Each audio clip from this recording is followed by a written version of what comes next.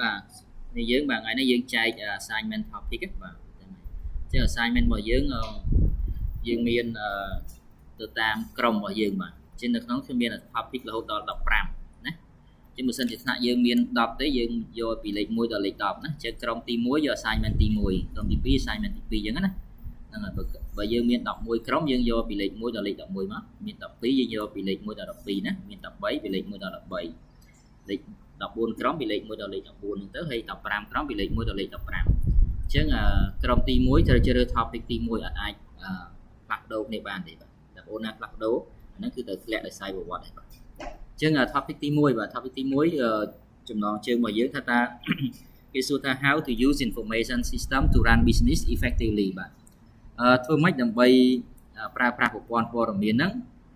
ក្នុងការធ្វើជំនួញឬក៏ធ្វើពាណិជ្ជកម្មឬក៏យើងហៅថាធ្វើធុរកិច្ចហ្នឹងសម័យបច្ចុប្បន្នគេហៅថាធុរកិច្ចហ្នឹងឲ្យមានប្រសិទ្ធភាពណាមានន័យធ្វើឲ្យចំណេញលុយណាមានប្រសិទ្ធភាពធ្វើឲ្យចំណេញលុយបាទគេអញ្ចឹងរាល់ topic ទាំងអស់បងប្អូនត្រូវ follow ទៅតាម guideline នេះ guideline របស់យើងគឺបងត្រូវបង្កើត slide យ៉ាងតិច20ទៅ30 slide ណាក្នុងមួយ topic បាទ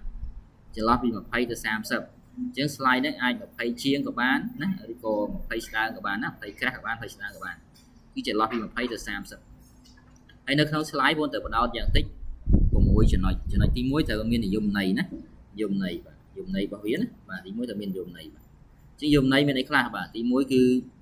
យើងឲ្យនិយមន័យទៅអ្វីជាប្រព័ន្ធព័ត៌មានណាបាទនិយមន័យរបស់វាប្រព័ន្ធព័ត៌មានបាទឬក៏ឲ្យ background ហេតុអីបានត្រូវការប្រព័ន្ធព័ត៌មាននៅក្នុងការធ្វើជំនួញធ្វើពាណិជ្ជកម្មឬក៏រកស៊ីធ្វើធុរកិច្ចអីហ្នឹង why we need ណាហេតុមិនត្រូវវាយើងណែនាំមកដោយសារអីអាចណែនាំខ្លះបាទហើយយើងអាចឲ្យយមន័យពីការធ្វើជំនួញបែបបុរាណហើយបែបសម័យអញ្ចឹងណាវាមានតំណែងទៅបែបម៉េចបាទទី2បងត្រូវនិយាយអំពីរបៀបដំណើរការបាទនៅពេលដែលយើងដាក់ប្រព័ន្ធព័ត៌មាននៅក្នុងវិស័យធុរកិច្ចបាទតើវាជួយដល់វិស័យធុរកិច្ចនេះរបៀបណាឬក៏យើងនិយាយពីមុខងាររបស់វាណាដូចជាថាបងលុយតាមអនឡាញណាបាទបងលុយតាមធនាគារប្រព័ន្ធធនាគារហើយបញ្ជាទិញតាមអនឡាញអាចមើលទំនិញតាមទូរស័ព្ទណាអាច check stock តាមទូរស័ព្ទតាមអនឡាញអីបានមិនបាច់ចាំទៅមើលផ្ទាល់ដល់កន្លែងអញ្ចឹងទៅណាបាទហ្នឹងឡាអញ្ចឹងនិយាយពី how does it work ឬនឹង its functionalities បាទហ្នឹងចំណុចទី2ត្រូវតែមានណាបាទហ្នឹងហើយ topic អីក៏ដោយគឺត្រូវតែមានមុខcontent វាគឺមានចំណុចស្តៀងហ្នឹងបាទមាន topic ខ្លះវាអត់ដូចនឹងទាំងស្រុងក៏បងអាចដាក់លំនាំស្តៀងនឹងដែរណាបាទទី3យើងត្រូវមានឧទាហរណ៍បងអាចជ្រើសរើសមួយឬក៏ពីរបាទឧទាហរណ៍មានន័យថាឬក៏បង្ហាញកន្លែងណាដែលគេប្រើប្រាស់វាឧទាហរណ៍ក្រុមហ៊ុនដឹកជញ្ជូនណាមួយណាឬក៏ផ្សារទំនើបណាមួយកន្លែងបោះដុំអីវ៉ាន់ណាមួយដែលគេកំពុងតែធ្វើជំនួញដោយប្រើប្រាស់ប្រព័ន្ធព័ត៌មានវិទ្យាណាគេមិនមែនធ្វើដោយបែបបុរាណណាកត់ដៃណាដើរទៅមើលផ្ទាល់ណាបើកបញ្ជីទៀតទេគឺគេ check តាម system របស់គេណាអាច check តាមទូរស័ព្ទឬ check តាម laptop desktop ចឹងទៅទី4បងត្រូវនិយាយពីអត្ថប្រយោជន៍ benefit ឬ advantage បាទពេលដែលយើងដាក់ប្រព័ន្ធព័ត៌មាននៅក្នុងវិស័យធុរកិច្ចហ្នឹងតើយើងបានផលប្រយោជន៍អីខ្លះនេះនិយាយពីគុណសម្បត្តិរបស់វាមានអីខ្លះណាដូចជាចំណេញលុយចំណេញពេលណាចំណាយតិចចំណេញច្រើនណាប្រសិទ្ធភាពការងារខ្ពស់ណាណត់បាទកាត់បន្ថយការចំណាយប្រើប្រាស់មនុស្សតិចជាងមុនអតិជនពេញចិត្តជាងមុនណាលាក់នឹងលាក់អញ្ចឹងណាបាទហើយគុណវិបត្តិបាទគុណវិបត្តិមានអីខ្លះទៅដាក់មកណាបើទាត្រូវដំបូងគាត់អាចអត់ចេះប្រើណាបាទហ្នឹងហើយយើងដាក់ធម្មតាដែលយើងធ្លាប់ធ្វើការដោយដៃដល់ពេលគេដាក់ system មកយើងអាចដំបូងផុតយើងមានអារម្មណ៍ថាពិបាកអត់យើងអត់ទាន់ថ្នឹកអត់ទាន់ស្ទាត់អត់ទាន់ចេះប្រើបាទហ្នឹងហើយចំណុចទី6គឺសន្និដ្ឋានឬក៏សង្ខេបគេហៅថាសរុបរួម wrap up បាទសរុបមកតើប្រព័ន្ធព័ត៌មាននេះវាពិតជាបានជួយដល់វិស័យធុរកិច្ចនឹងចេះណាបាទតាំងពីអត់ភ្ញៀវទៅមានភ្ញៀវតាំងពីធ្វើការមួយថ្ងៃហ្នឹង10ម៉ោងម្សិលធ្វើតែ1ម៉ោងហើយណាហ្នឹងហើយតាំងពីគ្រប់គ្រងស្តុកទំនិញនឹងរញ៉េរញ៉ៃឈឺក្បាលខុសអីឥឡូវមកត្រឹមទៅអីអត់ខ្ចោយហ្នឹងឡាក់ជីវយើងសរុបមកបាទសរុបមកសរុបនិយាយពីអត្ថន័យដែលសំខាន់ដែលយើងទទួលបានពីការប្រើប្រាស់ប្រព័ន្ធព័ត៌មាននៅក្នុងវិស័យធុរកិច្ចហ្នឹងបាទហ្នឹងហើយ topic ទី2គឺធ្វើលំនាំតាម guideline topic ទី1ដែរ topic ទី2គេសួរថា how does business intelligence work តើប្រព័ន្ធ BI ប្រព័ន្ធធុរកិច្ចវៃឆ្លាតដំណើរការដូចម្ដេចអញ្ចឹងបងទៅធ្វើ10 20ទៅ30 slide ដូចគ្នាហើយ follow តាម guideline យើងទាំង6ចំណុចដូចគ្នាហ្នឹងណាមាននិយមន័យមានដំណើរការមានឧទាហរណ៍មានអត្ថប្រយោជន៍ណាគុណសម្បត្តិគុណវិបត្តិសន្និដ្ឋានដូចគ្នាបាទ topic ទី3 what are social business ណា why are social business so important and what technology do they use គេសួរថាហេតុអីបានជាជំនួយខាងបែបសង្គមណាមានថាជំនួយខាង social business បាទគេថាការធ្វើជំនួយដោយប្រើប្រាស់បណ្ដាញសង្គមហ្នឹងណាបាទហេតុអីបានវាសំខាន់ម្ល៉េះហើយគេប្រើប្រាស់បច្ចេកវិទ្យាខ្លះទីរងថ្ងៃគេរកស៊ីតាម Facebook ណាហ្នឹងតាមអនឡាញតាមអីហ្នឹងណាបាទហេតុអីក៏វាសំខាន់ណាហើយប្រើប្រាស់បច្ចេកវិទ្យាខ្លះបាទហ្នឹងហើយទី4និយាយអំពី the role of information system function in business និយាយពីតួនាទីនៃប្រព័ន្ធព័ត៌មានសំខាន់ដែលដើរតួនៅក្នុងវិស័យធុរកិច្ចតើប្រព័ន្ធព័ត៌មានវាមានតួនាទីខ្លះវាជួយវិស័យធុរកិច្ចជួយក្នុងការរកស៊ីធ្វើចំនួនជួញដូររបស់គេនឹងបានរបៀបម៉េចណាបាទទី5 topic ទី5 what are the impact of information system on organization ជាងនៅក្នុងស្ថាប័នមួយតើប្រព័ន្ធព័ត៌មានវាជាឥទ្ធិពលអ្វីខ្លះជាឥទ្ធិពលវាមានវិជ្ជមាននិងអវិជ្ជមានណាបាទអាចជាឥទ្ធិពលល្អវិជ្ជមានមានថាបង្កើននៅគុណភាពប្រសិទ្ធភាពការងារណាកិត្តិយសកេរ្តិ៍ឈ្មោះណាប្រាក់ចំណូលណាការប្រកួតប្រជែងទីផ្សារណាលក្ខណៈប៉ុន្តែពលអវិជ្ជមានអាចធ្វើឲ្យប៉ះពាល់អីចឹងណាអស់លុយខាតលុយណាពិបាកប្រើប្រាស់អីចឹងបុគ្គលិកមួយចំនួនគាត់លក់មកចេះប្រើ system អីលក្ខណៈចឹងទៅយើងនិយាយថាអញ្ចឹងភាគច្រើនតែគុណឥទ្ធិពលល្អច្រើនជាងណាបាទហ្នឹងហើយ marketing បាទទី6 how do the value chain and value web model help business identify opportunity គឺនិយាយពីចង្វាក់តម្លៃហើយនិងចង្វាក់តម្លៃដែលគេរកបានតាម website គំរូ website តើអាចជួយបង្ហាញអំពីឱកាសក្នុងការធ្វើជំនួយបែបម៉េចអញ្ចឹងពេលខ្លះគាត់មិនដឹងរកស៊ីបែបម៉េចគាត់ឆែកមើល website ណា website ហ្នឹងគេបានប្រាប់គាត់ថាបើចង់ធ្វើ business ត្រូវ follow តាម model ណាណាចង់ទិញតំណែងពីចិនមកត្រូវដឹកតាមណាណាបាទគេបានប្រាប់ជា model ឲ្យយើងគេមានអ្នកងារគេជួយយើងអញ្ចឹងវាធ្វើឲ្យយើងនឹងមានគំរូមួយថាធ្វើជាមួយនេះវាមានភាពងាយស្រួលមិនពិបាកដូចយើងបារម្ភយើងគិតទុកយើងខ្លាចអីទេណាបាទហ្នឹងហើយទី7 how do information system help business by use synergy core competency and network based strategy to achieve competitive advantage បាទទី7ហ្នឹងតើប្រព័ន្ធព័ត៌មានអាចជួយដល់អ្នកធ្វើជំនួយទាំងឡាយណាបាទដោយប្រើប្រាស់បណ្ដាញនៅក្នុងសង្គមឬក៏បណ្ដាញប្រព័ន្ធព័ត៌មានបាទដើម្បីធ្វើការប្រៀបធៀបបាទតាក់ទងគ្នាជាមួយដៃគូពាណិជ្ជកម្មផ្សេងទៀតណាដែលអាចមានប្រៀបជាងអ្នកដទៃទៀតដែលអត់មានបណ្ដាញហ្នឹងបាទឧទាហរណ៍បងចង់នាំកៅអៅមកលក់បងអាចតាក់ទងជាមួយបាទក្រុមហ៊ុនបាទនៅប្រទេសគេដែលគេលក់កៅអៅហ្នឹងបាទយើងអាចមកលក់យក brand គេមកលក់បោះដងអីចែកចាយតអញ្ចឹងទៅហើយគេមាន system ដែលអាចតាក់ទងអ្នកដែលលក់កៅអៅតាមខេត្តហ្នឹងណាអញ្ចឹងវាប្រកាសជាមានប្រៀបជាងអ្នកដែលអត់មាន system អញ្ចឹងបើយើងយកមកយើងដើរពីវនីវដើរសួរគេអីហ្នឹងគឺពិបាកជាងហ្នឹងណាហ្នឹងហើយទី8 how to use information system to improve business performance effectively តើប្រើប្រាស់ប្រព័ន្ធព័ត៌មានរបៀបម៉េចដើម្បីបង្កើននៅបាទប្រសិទ្ធភាពណានៃការធ្វើជំនួយឲ្យមានប្រសិទ្ធភាពអញ្ចឹងមានថាធ្វើម៉េចធ្វើជំនួយនឹងឲ្យលក់បានដាច់ជាងមុនរកចំណេញច្រើនជាងមុនណាណាភ្ញៀវពេញចិត្តច្រើនជាងមុនសេវាកម្មល្អជាងមុន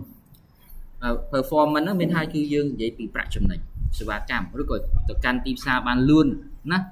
បាទសេវាកម្មលឿនចំណូលច្រើនអតិថិជនពេញចិត្តច្រើនគេ rate 5 star គេ rate មកដាក់ឲ្យផ្កាយ5អីចឹងណាហ្នឹងអាហ្នឹងគឺជា performance ហ្នឹង